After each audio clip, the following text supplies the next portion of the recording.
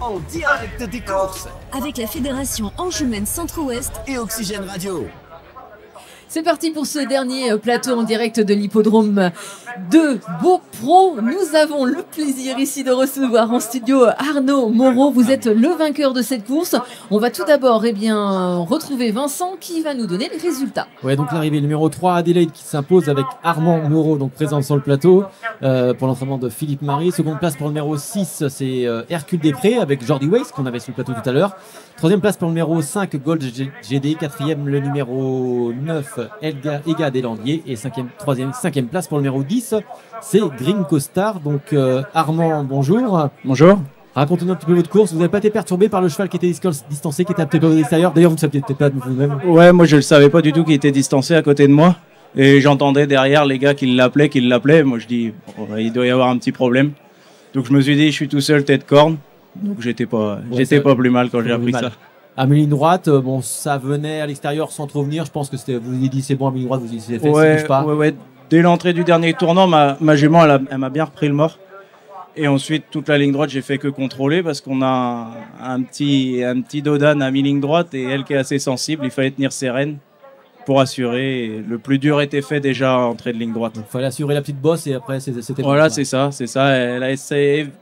Ça n'a pas été loin qu'elle m'échappe, mais on a tenu nos rênes et ça l'a fait. C'est une jument avec laquelle vous étiez déjà associé, je crois, il me semble. Ouais, j'ai déjà mené 4 fois. Donc là, c'est la deuxième victoire avec elle. J'avais été second il y a un peu moins d'un mois à Plessé. Et non, c'est une jument qui, dans ces catégories-là, a largement son mot à dire à chaque fois. Ouais, deuxième victoire avec elle et 15e victoire aujourd'hui depuis le début de votre carrière, c'est ça? Oui, c'est ça. Ça va faire un peu moins de 3 ans que je drive en course. Et là, c'est la 15e. C'est ma meilleure année avec une 6e victoire aujourd'hui. Ouais, donc c'est plutôt pas trop mal. Non, ouais, tout se passe très bien et je tiens vraiment à remercier la famille Marie qui me fait confiance toutes les semaines et on a beaucoup de réussite ensemble et c'est un plaisir de mener pour des gens comme ça. Vous drivez en priorité pour l'écurie de Philippe Marie, c'est ça? Oui, pour l'écurie à Philippe et Hugo Marie. Bon, Hugo, mon très très très grand copain et puis Philippe, son père. Donc non, c'est vraiment un plaisir. Donc on le rappelait, c'est une course amateur, donc ça veut dire que vous avez une profession à côté, ça c'est vraiment pour le plaisir. Ah ouais, moi c'est vraiment que le plaisir. Après je vais des fois le week-end, le samedi matin, des choses comme ça. Chez Philippe, trotter les chevaux, c'est vraiment la passion avant tout. Et à côté de ça, j'ai la chance de travailler dans la société familiale Ralphem, où on est fabricant de canapés, tables basses, toutes ces choses-là. On est fabricant entre autres pour des enseignes comme Roche-Beaubois, des choses comme ça. Et on évolue aussi sur notre propre marque, la marque Ralphem. Une histoire de famille qui brille, on va dire. Donc on est content d'en faire part. Donc d'ailleurs, rien à voir avec les chevaux, quoi. Ah non, rien à voir. C'est pour ça, moi, les chevaux, depuis tout petit, je suis passionné. Toujours venu sur les champs de course. J'avais débuté par le saut d'obstacle. Et puis après, de fil en aiguille, je me suis intéressé au trot. J'avais la chance d'habiter pas loin de chez Jean-Paul Marmion. J'ai fait mes premiers tours de sulky chez Jean-Paul. Et puis après, voilà, pris sa licence chez Loïc Groussard. Et puis le virus, je suis pas vacciné, on va dire. Donc ça veut dire la semaine au travail et le week-end, donc voilà, ça, le samedi matin. Ouais, le samedi matin. Après, je fais pas mal de sport. Je faisais un peu de vélo, des choses comme ça. Et dès que j'ai le temps, je vais trotter le matin. C'est un bon exutoire. D'accord, ouais, donc ça permet de libérer un petit peu toute la pression de la semaine, quoi. Voilà, c'est ça. Et puis quand le papa est gentil, il me laisse des fois aller courir en soirée la semaine, finir un peu avant quand j'ai une bonne chance. Ce qui est le cas mardi à Vichy normalement, où je mène aussi pour une jument à Hugo et Philippe avec lequel je viens de gagner à Cran.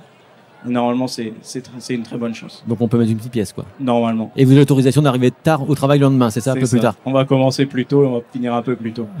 Avec plein de victoires, vous allez forcément avoir plein d'autorisations, c'est top ça. On espère. Merci Armand. Pas de souci.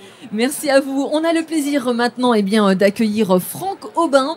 Franck Aubin, vous êtes maire de Beaupro en Mauges. Beaupro en Mauges, ça réunit plusieurs communes. Ça en réunit 10 communes. 10 communes, c'est avec le regroupement, c'est ce qui s'est passé il y a quelques temps. Est-ce que vous y trouvez un avantage? Alors il y a plusieurs avantages. D'abord, ça permet de niveler les inégalités, puisque en fin de compte, sur les 10 communes historiques, il y avait des communes qui avaient des moyens financiers, j'entends, très différents les unes des autres. le fait de se regrouper, ça oblige en tout cas à voir l'avenir ensemble, donc mettre entre autres les ressources ensemble. Justement, ici, la mairie de Beaupron-en-Mauges a une caractéristique par rapport à d'autres régions, d'autres villes en tout cas. Vous la connaissez? Bah oui, je la connais. Depuis peu, mais vous la connaissez. Exactement. Eh bien oui, la commune de Beaupron-en-Mauges, en fin de compte, fait partie des 5 communes en France qui ont 2 hippodromes. Ils sont où ici? Comment? Ils sont où? Alors il y a Deauville, je regarde Philippe qui va m'aider. Lyon, il y a que des Marseille, il y a que des grandes villes. Il n'y a que des grandes villes. Enfin, donc il y a que des grandes villes, oui, puisqu'il y a Beaupron-en-Mauges. donc on est d'accord, c'est une grande fierté. Ah oui. Bah, puis c'est une belle spécificité. En tout cas, ça montre que sur un territoire restreint, le cheval fait partie intégrante du paysage. Oui. C'est ce qu'on se rend compte tout au long de cette journée, en tout cas de ce week-end. Ici, le cheval, c'est important, que ce soit pour les petits, pour les grands, pour les plus anciens. C'est vraiment une vie, en fait. Alors oui, d'abord parce qu'il y a cet hippodrome, donc il y a l'autre hippodrome à Jalais, parce qu'il y a un grand centre d'entraînement de galopeurs juste à côté, l'écurie Pantal. Et puis, par exemple, cette année, on a vécu un moment très fort ici, sur l'hippodrome de l'Après, c'est l'inauguration de la route d'Artagnan. La route d'Artagnan, c'est une route européenne qui traverse la France, qui part même des Pays-Bas, et qui passe sur la commune de Beaupron-en-Mauges. Et on a inauguré cette route le 9 mai dernier, avec beaucoup de monde, avec un temps magnifique, et donc la possibilité justement de ne pas avoir uniquement le monde des courses qui soit représenté, mais aussi le monde du loisir. Elle sert à quoi cette route d'Artagnan? Eh ben, elle sert, comme toute proportion gardée, comme le chemin de Compostelle. Elle permet le chemin de Compostelle, c'est des marcheurs. Eh bien là, ce sont des randonneurs, mais à cheval, qui peuvent sur des circuits sécurisés, puisque en fin de compte, quand vous empruntez la route d'Artagnan, vous savez que vous pouvez passer à cheval. Vous ne vous engagez pas dans un circuit où vous risquez d'être obligé de faire demi-tour, donc avec des points d'étape, des points d'accueil. Donc elle sert à ça, elle sert en fin de compte à assouvir une passion pour les cavaliers divers et variés. Est-ce que vous avez encore de belles idées comme celle-ci? Ben oui, oui. Le lieu ici, et du reste, lorsqu'on a fait cette route d'Artagnan, il y a beaucoup de gens qui ne connaissaient pas Beaupron, ne connaissaient pas Beaupron-en-Mauges, et qui ne connaissaient pas, a fortiori, l'hippodrome de l'Après, qui nous ont dit, vous avez un site extraordinaire ici. Et il est effectivement extraordinaire, parce que, outre le champ de course, en fond, il y a un décor qui est absolument magnifique, avec le château, avec l'établissement dont on sortait, etc., avec le parc de Beaupron. Donc, à ne pas douter, avec l'équipe de Philippe, on va forcément réfléchir à gonfler les choses. Et puisque dans les Mauges, on n'a pas besoin d'attendre que les choses arrivent, ou en tout cas de les provoquer, elles arrivent toutes seules. Et je pense que ça va être une belle transition.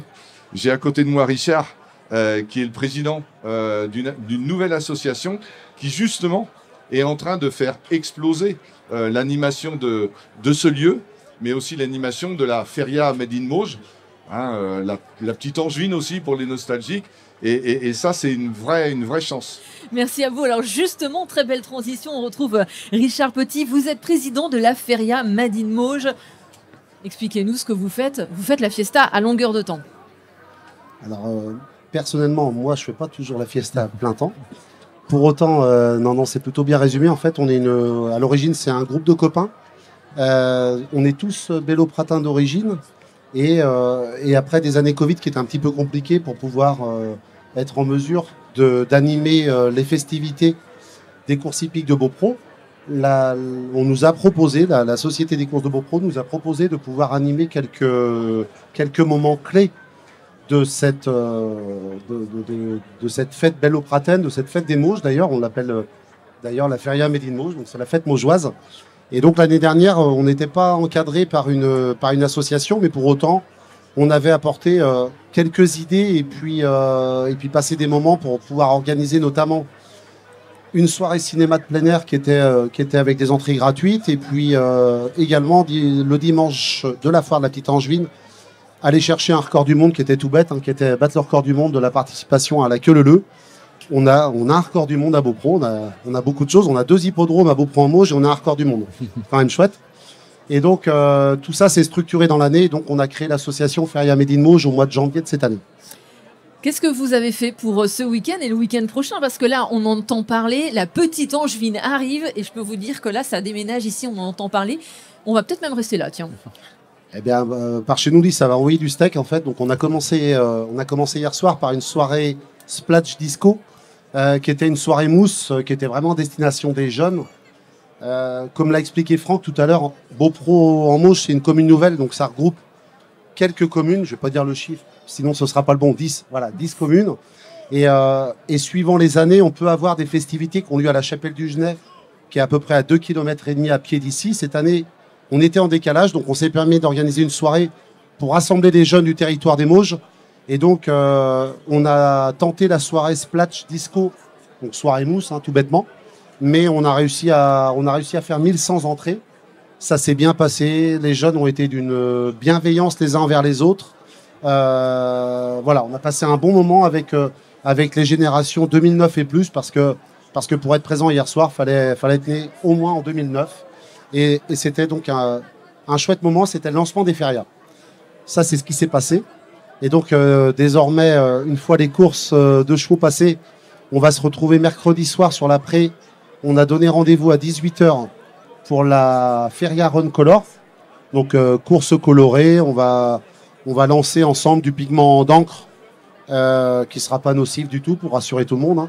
On va avoir une course ludique de 2,5 km autour de la Pré, avec des parcours qui seront un peu semés d'obstacles par moment, et puis des bénévoles, parce que sans bénévoles, il n'y aurait pas tous ces événements-là, qui vont pouvoir jeter de la poudre colorée sur tout le monde, et puis un DJ qui va nous permettre de faire une explosion de couleurs à partir de 21h30, 22h.